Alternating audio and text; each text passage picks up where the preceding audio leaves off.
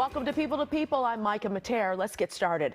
2020 summer of racial unrest may have raised awareness of what Martin Luther King referred to as the two Americas. But what now? Was the fight for equity just a flicker, or will the fire continue to burn? Author Dr. Michael Eric Dyson takes that on in his new book, Long Time Coming, Reckoning with Race in America. He joins us now to talk about it. Hello, my friend. Long time no see. My love, it's always great to see you and to hear you and to listen to you. Oh, you're wonderful. It seems if I don't see you for a minute, you've written about 20 books, and now this new one. I'm so excited by it. This is a little bit different because you're writing letters to victims of violence, right? Why do it this way? Well, because I wanted to talk to them, not about them. I didn't want to further objectify them.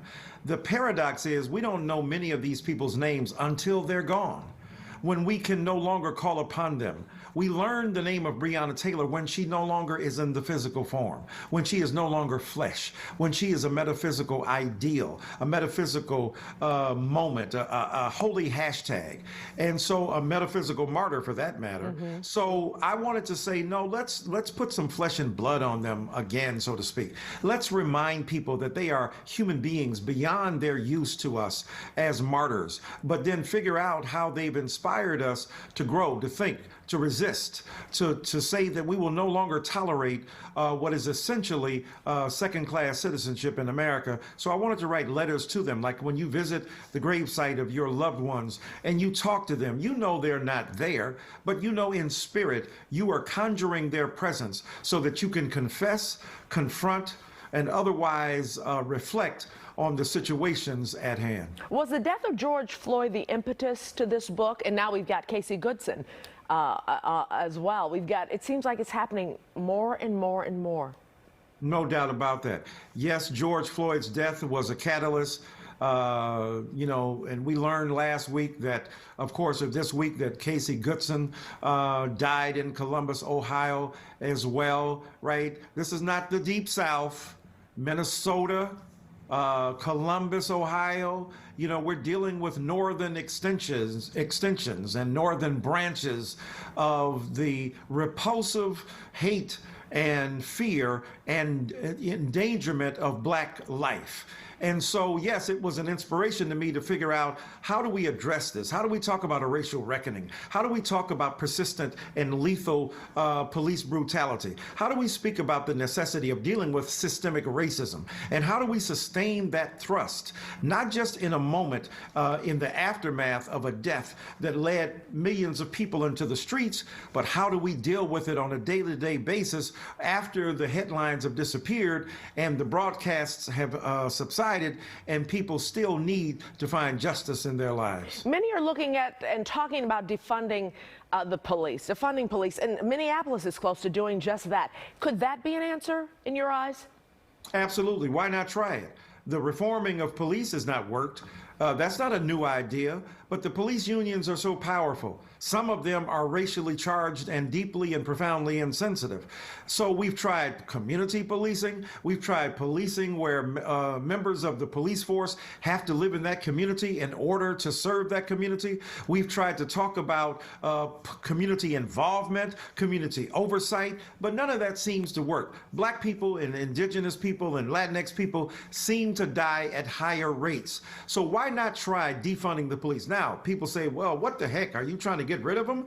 We're talking about taking monies that have been assigned to the police and give them to other arenas that are concerned with and responsible for public safety. And when you do that, that's a different way of looking at it. Don't get mad at the people who are talking about changing policing and the name of it. Get mad at the reality that policing has to be changed because they so routinely kill Black people. Do you think change could be coming now with a new president-elect?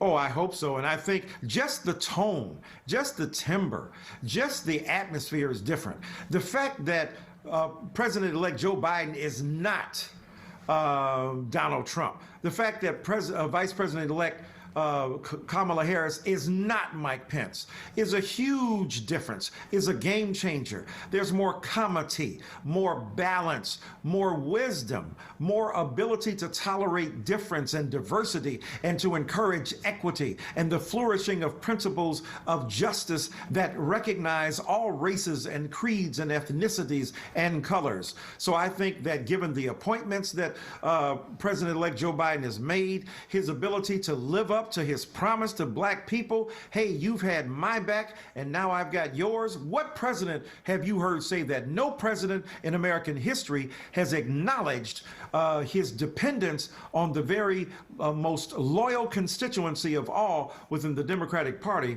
and that's black folk. I think it was Bill Clinton who said racial issues is something that this America may never overcome. Do you agree?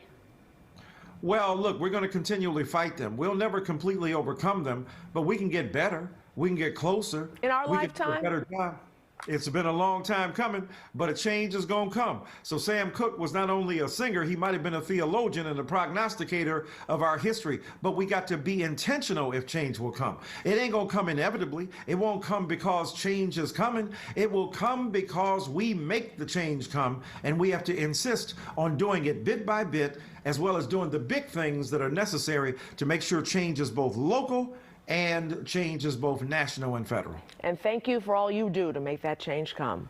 Dr. Michael Eric Dyson, Vanderbilt University, and his book is Long Time Coming, Reckoning with Race in America. Thank you so much for joining us. Be safe, be well, my friend.